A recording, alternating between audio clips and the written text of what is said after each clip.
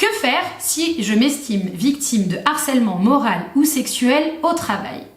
Dans cette nouvelle vidéo que vous avez été très nombreux et nombreuses à nous demander, nous allons voir ensemble qu'est-ce que le harcèlement moral, qu'est-ce que le harcèlement sexuel, qu'est-ce que l'employeur doit faire face à ce genre de comportement et comment rompre mon contrat de travail si effectivement ces faits s'avèrent avérés. Donc, j'ai avec moi mon petit livre social pour avoir les articles du code, l'idée étant de vous donner vraiment des éléments précis et des éléments concrets et juridiques sur ce qu'est le harcèlement. Donc, tout d'abord, il faut savoir que le harcèlement moral et le harcèlement sexuel sont définis différemment dans le code du travail. Je vais vous lire les définitions. Le harcèlement moral, c'est en fait ce sont des agissements répétés qui ont pour objet, ou pour effet d'ailleurs, une dégradation des conditions de travail qui sont susceptibles de porter atteinte à vos droits ou à votre dignité, d'altérer votre santé physique ou mentale ou de compromettre votre avenir professionnel. Donc ça, on est typiquement sur des éléments qui vont se répéter souvent et en fait vous allez vous apercevoir au bout d'un moment que vous allez commencer à être mal, à avoir la boule au ventre, à pleurer en allant au travail. Et bien en fait tout ça c'est ce qu'on appelle une dégradation des conditions de travail. Donc en fait on a des faits qui se répètent plusieurs fois et qui vont avoir pour effet de vous rendre mal et de dégrader vos conditions de travail. Ça donc c'est le harcèlement moral et donc du coup il est bien encadré par le code du travail. Et derrière on a donc le harcèlement sexuel, je dis derrière mais vous avez bien compris qu'ils sont placés au même niveau. Le harcèlement sexuel, ce sont des propos ou des comportements à connotation sexuelle répétés qui portent atteinte à la dignité du salarié en raison de leur caractère dégradant ou humiliant, soit créent à l'encontre du salarié une situation intimidante, hostile ou offensante. On va voir après, mais en fait ce caractère d'éléments répétés dans le harcèlement sexuel, il est dans le code, mais in fine, vous allez voir, il est moins attendu. Donc, si on commence par le harcèlement moral. Le harcèlement moral, c'est l'article L 1152.1 du code du travail qui l'encadre et qui nous donne donc cette définition sur, effectivement, ces agissements répétés. Les agissements répétés, donc, ce sont des éléments qui vont avoir lieu souvent. Je vous donne des exemples tels qu'ils ont été définis jugés par la jurisprudence. On avait par exemple le cas d'un DRH qui traitait rudement ses collaborateurs, qui avait eu un comportement déplacé à l'égard de son assistante et il s'emportait et devenait violent à son égard. Elle avait été vue sortant en larmes de son bureau, avait manifesté auprès d'une collègue la peur qu'elle ressentait. Là, vous voyez, typiquement, on est sur un cas dans lequel le salarié se sent mal vis-à-vis d'un préposé de l'employeur, donc en fait un représentant de l'employeur, puisque le DRH n'est pas l'employeur en direct, et donc du coup où on va vraiment avoir quelqu'un qui va aller de plus en plus mal. Les agissements doivent donc entraîner une dégradation des conditions de travail. Donc là, comme je vous le disais, ça peut être parce que vous craignez de ne pas réussir, parce que vous êtes mal. Dans ces cas-là, vous le comprenez déjà, premier réflexe, je vais voir le médecin du travail. On va revenir sur son rôle juste après. En ce qui concerne l'auteur du harcèlement moral, eh bien ça peut être soit l'employeur en direct, soit ce qu'on appelle un préposé de l'employeur, donc ça peut être un manager, un DRH, etc.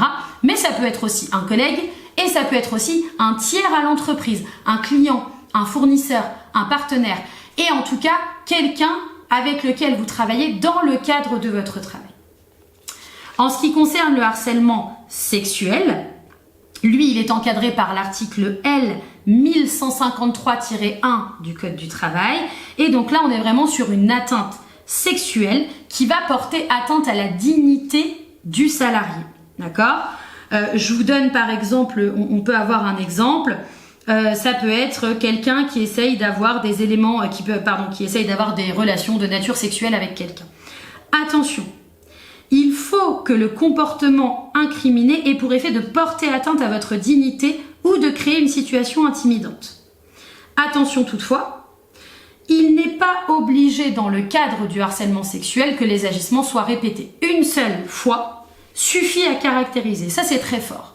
C'est très fort aussi parce que, en termes de preuves sur le harcèlement, il y a encore quelques années, le salarié devait apporter la preuve qu'il était harcelé. Ce n'est pas le cas aujourd'hui. Le salarié dit « je suis harcelé », moralement ou sexuellement. Et l'employeur doit apporter la preuve que ce n'est pas le cas s'il veut se dégager de sa responsabilité. Parlons-en de l'employeur. L'employeur, il a plusieurs obligations vis-à-vis des salariés. La première obligation qu'il a, cet employeur, c'est une obligation de prévention. L'employeur doit mettre en place des mesures de nature à prévenir ce genre de comportement.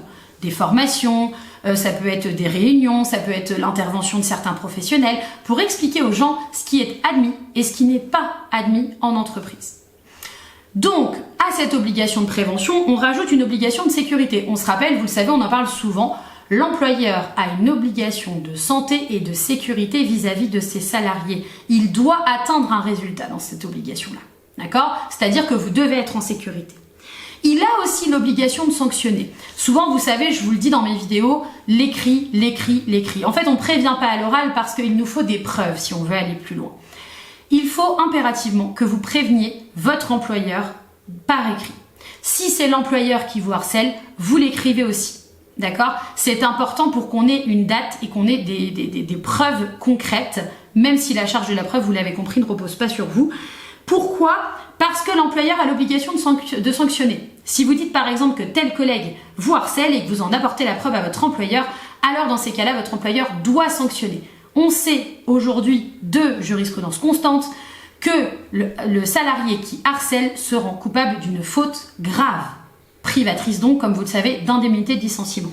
L'employeur a aussi une obligation d'information.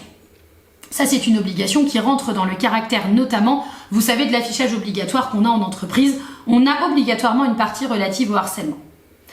Maintenant, ça, c'est la partie définition. Mais qu'est-ce que je fais si demain, j'ai prévenu mon employeur, j'ai prévenu tout le monde et personne ne fait rien?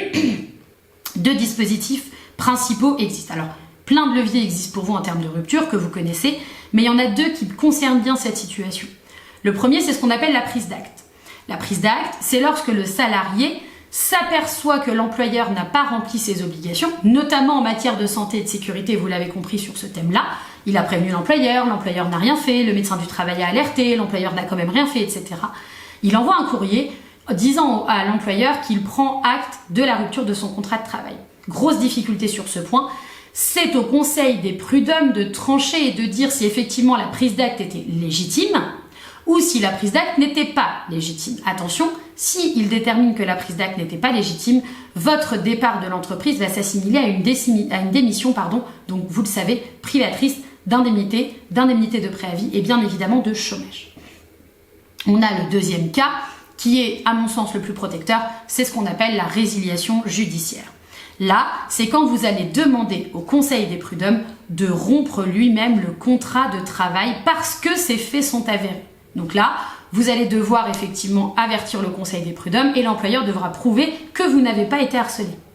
Si le conseil des prud'hommes dit effectivement la résiliation judiciaire est OK, dans ces cas-là, eh bien, le contrat de travail se rompt avec les effets d'un licenciement nul, donc ouvre le droit à des indemnités pour vous. Si en revanche, il juge que cette résiliation judiciaire, cette demande n'était pas fondée, alors le contrat de travail se poursuit. Dans le laps de temps, en attendant que le conseil des prud'hommes rende sa décision sur la résiliation judiciaire, vous restez salarié de l'entreprise. Donc normalement, vous restez à votre poste. En réalité, sur le terrain, on constate très souvent que le salarié est placé en arrêt de travail en attendant, puisqu'en fait, il faut l'extraire de ça.